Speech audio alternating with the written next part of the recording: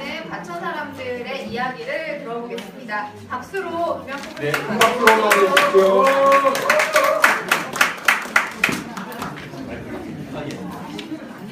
쉬는 시간도 없이 바로 이었습니다. 제가 10분간, 정확하게 10분간 여러분들을 협동조합의 세계로 모시도록 하겠습니다. 과연 가능할지 저도 궁금합니다만 협동조합에 대해서 모르시는 분은 없을 거라고 보고요. 현재 그 협동조합의 조합원으로 계신 분 손을 한번 들어봐 주십시오. 나 현재 조합원이다. 아니신 분도 있네요. 그럼 내려주시고요. 현재 조합은 아니지만 협동조합을 이용해 본 경험은 있다. 하는 손을 한번 들어주십시오. 조합원이신 분하고 이용해 본 경험을 가지고 계신 분 다 하는 손을 들어주십시오. 거의 빠짐없이. 그러면 협동조합을 5군데 이상 이용해 본 경험이 있다. 손을 한번 들어주십시오. 한 분, 두 분, 세 분, 네 분, 다섯 분, 여섯 분, 여덟, 10분 정도. 제가 한 10분간 협동조합에 대해서 이야기할 텐데요. 제 이야기가 다 끝나고 나면 과연 내가 몇 군데의 협동조합을 이용했을까 다시 한번 계산을 해보시기 바랍니다. 인간은 이제 만물의 영장이라고 합니다. 그런데 인류는 어떻게 해서 만물의 영장으로 진화를 해왔을까요? 인간이 진화를 하는데 여러 가지 이유가 있습니다. 직립보행했다. 그리고 불을 사용했다. 그리고 모방 능력이 있다. 그리고 패턴 인식 능력이 있다.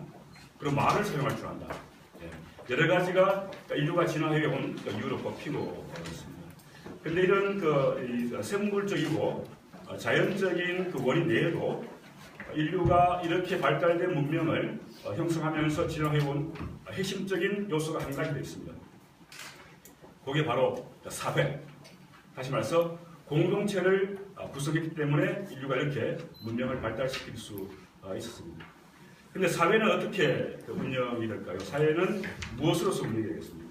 바로 인간들 간의 협동으로 운영이 되게 됩니다. 만약에 협동이 없었다고 한다면 인간은 만물의 영장으로 이렇게 진화해 오지 못했을 것이고, 그래서 협동은 인간이 지금까지도 그리고 앞으로 미래를 위해서도 문명이 발달하기 위해서 반드시 가져야 될 핵심적인 진화의 요소다. 그렇게 말씀을 드릴 수 있겠습니다. 그런데 사회가 유지가 되기 위해서는 경제가 필요합니다. 왜 사회가 유지되려면 관리가 되니까.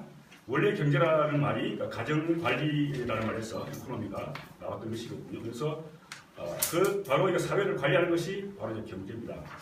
그런데 자본주의 이전의 경제에서는 경제가 사회에 포함되어 있었습니다. 그것이 공동체 내에서 이걸 나눈 경제가 됐던, 서로가 이 주고받는 선물 경제가 됐던, 아니 심지어는 힘을 가지고 빼앗는 약탈 경제가 됐던 간에 사회가 경제보다 우선했습니다. 그런데 자본주의 사회가 되면서 그 관계가 역전이 됩니다. 그러니까 사회보다 경제가 더 위에 되는 거죠. 그러니까 경제를 위해서 사회가 배치되는 겁니다. 그래서 자본주의 이전의 경제가 사회적 경제였다 한다면 자본주의 경제는 완전히 사회가 경제에 종속되는 그런 경제가 되게 되는 것이죠.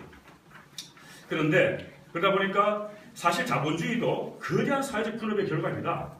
그러니까 협업과 분업이 없었다 한다면 자본주의 경제가 유지될 수가 없는 것들이죠. 그런데 그렇던 사회적 자본들은 이 자본주의 사회에서는 다 무시되고 맙니다. 그러니까 자본주의가 나타나면서 그 두 가지 조직이 동시에 같이 탄생하는데요. 하나가 노동조합이고요.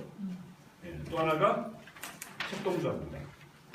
이 둘 다 이 자본주의에서 노동자들이 생존을 위해서 필요해서 만든 조직들입니다.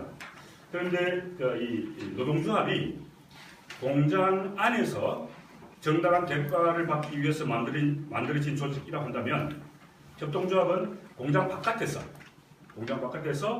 생활비를 절약하기 위해서 만든 것이 바로 협동조합입니다. 그래서 노동조합은 공정한 임금을 위한 것이고요. 협동조합은 공정한 유통을 위한 조직입니다. 세계 최초의 협동조합이 영국에서 만들어졌는데요. 영국의 로치데일이라고 하는 지역의 산업혁명이죠. 플란넬 직공들이 파업을 했는데 실패를 해요. 파업을 실패하고 난 이후에 앞으로 우리가 어떻게 할 것인가라고 하면서 만들었던 것이 바로 로치데일 공정선구자 조합인데 최초의 소비자 협동조합입니다. 이런 최초의 소비자 협동조합이 만들어지고 난 이후에 다양한 형태의 협동조합들이 만들어집니다. 그래서 소비자 협동조합 외에도 농업협동조합, 노동자 협동조합, 그리고 신용협동조합, 주택협동조합, 그리고 최근에는 사회적 협동조합까지 만들어졌습니다. 여기는 여러분들 축구 좋아하시는 분 아시겠지만 스페인의 FC 바르셀로나 표시죠. 그리고 성기스, 델몬트 이게 다 협동조합입니다. 델몬트 이용 안 해보신 분이 하나씩겠습니다. 이렇게 다양한 협동조합들이 이제 발달해 왔습니다. 그런데 한 150년이 넘는 역사를 가지고 있죠. 그런데도 불구하고 협동조합은 별로 주목을 받지 못했습니다. 왜? 자본주의가 워낙 잘 나가서 그랬습니다. 그러니까 2차 대전 이후에 자본주의가 잘 나갔죠. 그래서 대량 생산, 대량 소비했던 사회가 된 겁니다. 그래서 노동자들이 바로 소비자가 되는 그런 사회가 된 것이죠. 그래서 이 시기에는 이 노동조합을 만들어서 공정한 임금을 받기 위한 운동이 주류를 이루었던 그런 시대였습니다. 그런데 자본주의에 위기가 왔습니다. 협동조합은 자본주의가 위기에 빠지면서 주목을 받게 됩니다. 최초로 주목을 받는 문제가 1970년대 경제 위기 때였습니다. 그런데 해고가 없는 기업, 스페인의 몬드라고 협동조합이 전 세계에 주목을 받았죠. 그러다가 경제가 다시 좀 살아납니다. 그죠? 90년대 경제가 좀 살아나면서 다시 협동조합에 대한 관심들이 없다가 2000년 넘어서면서 다시금 협동조합이 관심을 받기 시작합니다. 그러니까 협동조합은 자본주의가 위기에 빠지면 관심을 받게 됩니다. 글로벌 스탠더드라는 말 많이 들어보셨죠? 글로벌 스탠더드. 우리가 IMF 받을 때. 그런데 글로벌 스탠더드가 사실 미국 기업들을 표준을 했던 것이지 않습니까? 근데 앨런 사태 이후에 미국 기업들이 더 이상 글로벌 스탠더드가 아니라는 사실이 증명이 되었습니다. 그리고 2008년도에 서브프라임 모기지 사태에서 미국발 금융위기가 전 세계를 강타하게 됩니다. 그래서 이제는 한 나라의 문제가 아니고 자본주의 작동 방식에 뭔가 문제가 있지 않은가 하는 그런 의문들을 품게 된 것들이죠. 그래서 1대 99의 사회가 아니고 1%를 위한 사회가 아니고 99%를 위한 사회를 새롭게 만들어보자 라고 하는 운동이 그래서 아큐파이 운동인데 이게 미국의 월스트리트에서 벌어진 그런 운동들인 것들이죠. 근데 어쨌든 전 세계 경제가 이렇게 위기에 빠졌는데 근데 잘 나가는 곳이 있더라는 거예요. 그게 어디냐? 바로 협동조합입니다. 그러니까 모든 금융기관들이 휘청휘청하고 있는데 협동조합 은행만큼은 성장을 하더라는 것들이죠. 그리고 스페인의 몬드라고라든지 이탈리아의 볼로냐 같은 게 협동조합이 발달한 지역 같은 경우는 그 경제 위기 상황인데도 불구하고 해고도 없고 아주 협동조합들이 성장을 잘 하고 있더라는 거죠. 그래서 전 세계적으로 뭐지 이게 협동조합 뭔가 다른 건가? 라고 하는 그런 관심을 가지게 됩니다. 그래서 국제연합에서 2012년을 세계 협동조합 해로 선포를 하게 되는 거죠. 그래서 협동조합에 대해서 우리가 새롭게 한번 배워보자 라고 하는 전 세계적으로 자본주의가 위기에 빠져 있는 이 시기에 전 세계적으로 확산되게 우리나라로 좀 돌아와서 보면 우리나라의 협동조합 역사는 사실 되게 빈곤합니다. 협동조합들이 있긴 하지만 관주도 협동조합들이죠. 농협 그리고 새마을금고 새마을금고 협동조합이었다는 걸 모르셨죠? 새마을금고 이용하신 분들 또 하나 늘었습니다. 이런 중소기업조합 이런 협동조합들은 정부가 이제 법을 먼저 만들었기 마찬가지로 정부가 이제 법을 만들면서 이제 관주도를 만들어진 협동조합들이죠. 해방 이후에 민간 주도로 만들어진 최초의 협동조합은 사실 신협입니다. 그러니까 부산의 메리 가브리엘라 수녀님이 외국에 가서 협동조합을 배워와서 부산의 성가신협을 만드는데요. 그게 민간 최초, 해방 이후 민간 최초로 만들어진 협동조합. 그런데 신협은 그렇게 그런 운동 정신으로 만들어졌음에도 불구하고 이후에 거의 개인 사금고화가 되어버리죠. 그래서 지금 현재 가톨릭에는 성가신협이 존재하고 있습니다.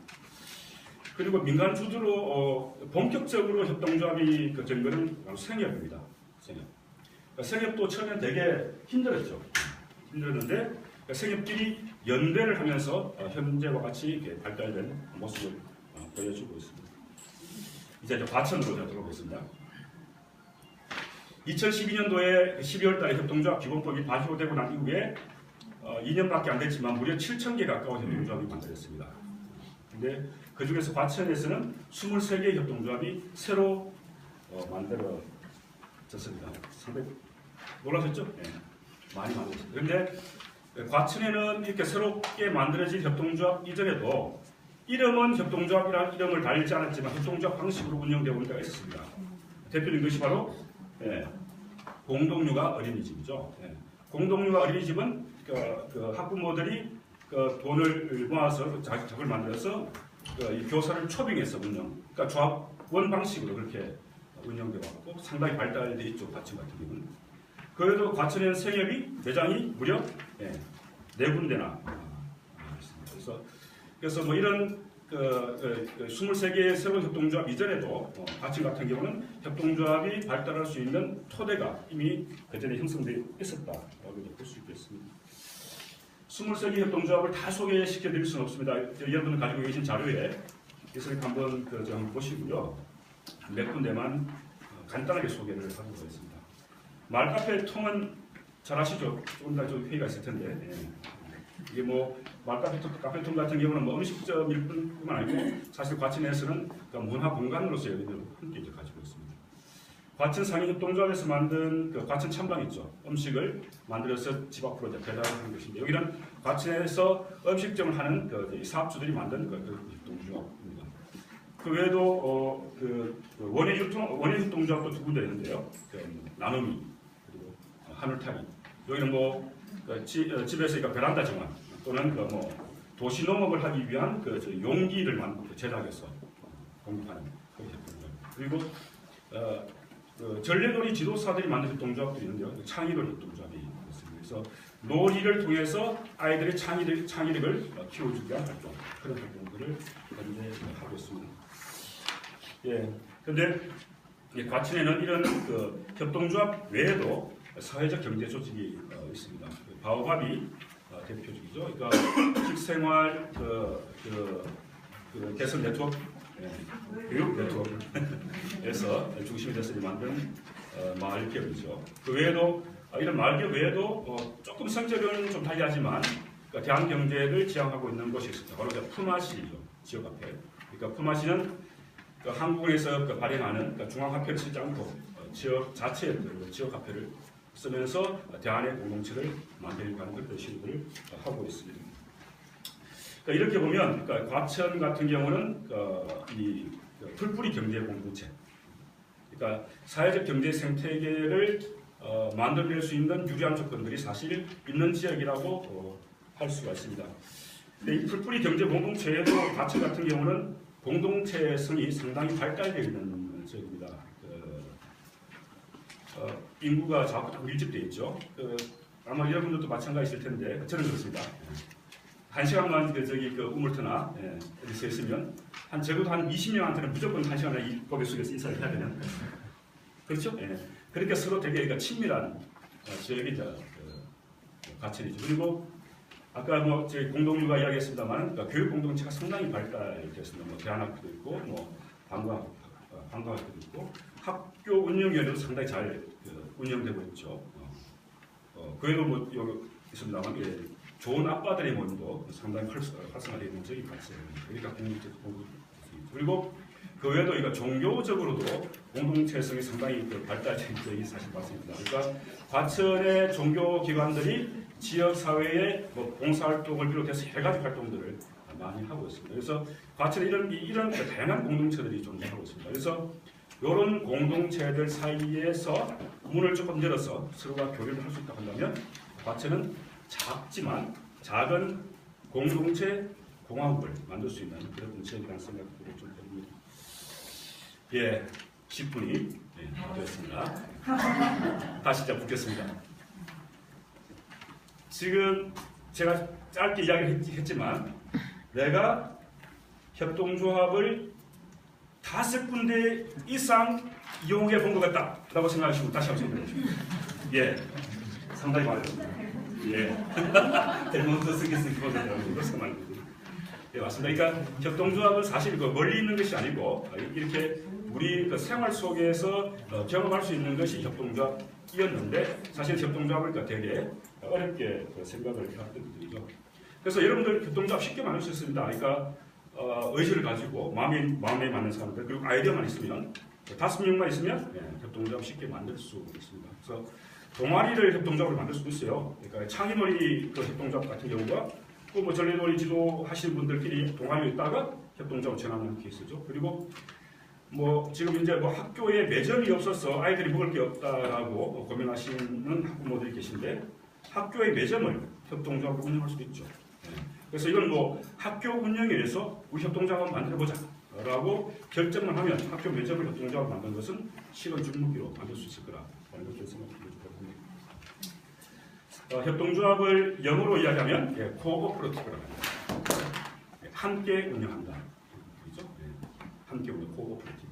그래서 협동조합은 하나는 모두를 위하여, 모두는 하나를 위하여 이런 정신을 가지고 움직이는 것이 협동조합입니다.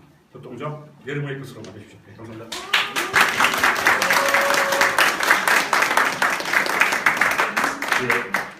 이때 아주 재미없을 법한 내용이었는데 아주 재미있게 얘기해 주신 우리 김영탁 대표님 큰 박수로 다시 한번 부탁드립니다. 준비 많이 하셨던 거죠? 예, 많이 했습니다. 예, 감사합니다. 그리고 오늘 부족했고 좀